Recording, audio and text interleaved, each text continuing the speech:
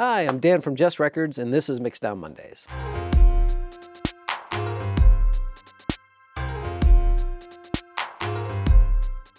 So welcome back. Like I promised, we're going to do a shootout this week between the WA2A and 1176 vocal chain and a plug-in version of that same vocal chain.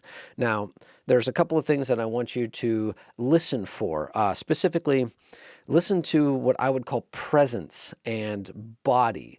Try to hear how the compression is affecting the vocals and see if you can listen to where it kicks in, because I think you'll be surprised at how the software version reacts versus the hardware version. Now, at the end of the day, not everybody has the budget to go and get, physical hardware analog gear. It is not inexpensive. It is an investment, and you can definitely save money by using strictly plugins. And another good point about having strictly in the box kind of setup is recall. Now, recall is when you need to set up your session again and have all your settings to where they were when you last left it. When you start using analog gear, you basically are stuck either having to write down the specific settings that you had or take a picture of it, but basically it's going to change from the last time you used it. So you kind of have to get used to that. So using plugins and being in the box is not an issue at all. I mean, you can create some fantastic music, pro quality stuff, radio quality stuff. You do not need to have analog. But what I'd like to demonstrate for you is the differences between the analog and the software versions. Now, I've done this before with just the WA2A, and then I used a 1176 plugin. But now I have the Blackline Audio 1176 Bluey, and that's the one designed after the Chris Lord Algae compressor that was in his studio. And I have a video on that a couple weeks ago, so go give that a watch, get a little history lesson on what that compressor is all about. And these are both clones, of course. I don't have the finances to be able to afford the original versions like the Uri 1176 or even the Universal Audio 1176 and the Universal Audio or the Teletronics LA2A. They are just buku bucks. I mean, we're talking like $5,000 just for those items alone. Whereas the Warm Audio comes in at like $899, and the 1176 by Blackline Audio is actually, I think, the same price, $899. So it's still an investment for sure as compared to plugins, but let's give a listen to what the differences are. Here we have Austin Kerr's Double Time, and this album will be dropping later this year. I'm pretty excited to be working with him. He's a fantastic songwriter, and I really like his music.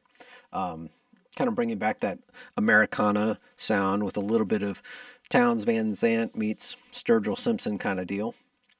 And this track is not finished, of course. We just have the vocals, guitar, and drums. What we're going to be looking at today is these vocal takes. Now, we have two vocal takes here.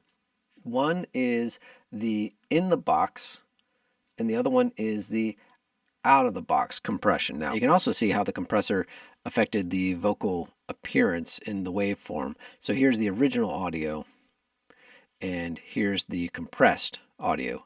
And just like a compressor does, it makes the loud sounds quiet and the quiet sounds loud. We did the exact same settings. They both have an EQ on them, and here you can see the LA2A plugin and the 1176 by Universal Audio, both plugins. And let me show you real quick the outboard gear and its settings. Okay, so let's give a listen. We'll first listen to see how the software sounds. Now, we're specifically listening to the vocals, so I might as well solo it. All right, here we go. Well, I got a reputation hanging hearts out up to dry. One day it's all roses, and the next time down the line.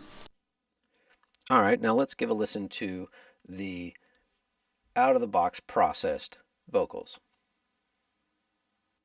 Well, I got a reputation hanging hearts out up to dry. One day it's all roses, and the next time down the line. These women weren't so wicked, maybe I just stick behind. Now, give a listen really closely there, especially this line. Listen to how the breath gets caught by the software compressors, and then it just squashes the vocals, and almost you almost lose too much of the dynamics. These women weren't so wicked, maybe I just stick behind. Versus, these women weren't so wicked, maybe I just stick behind.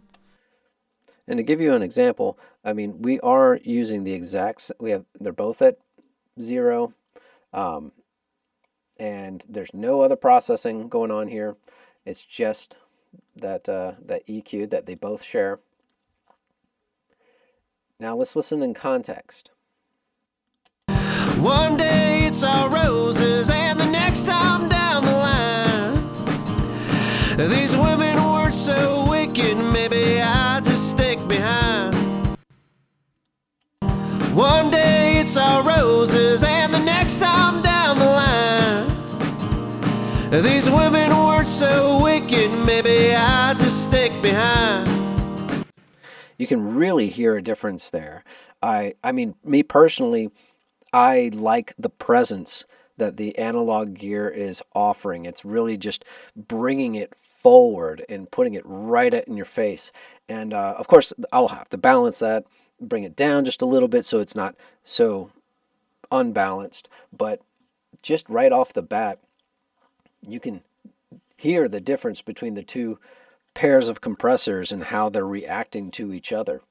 So you tell me what you think. Did you like the in the box or the out of the box? Which one do you gravitate towards? And do you find it worth it to have the analog gear or to just stick with the plugins, which are by no means a problem?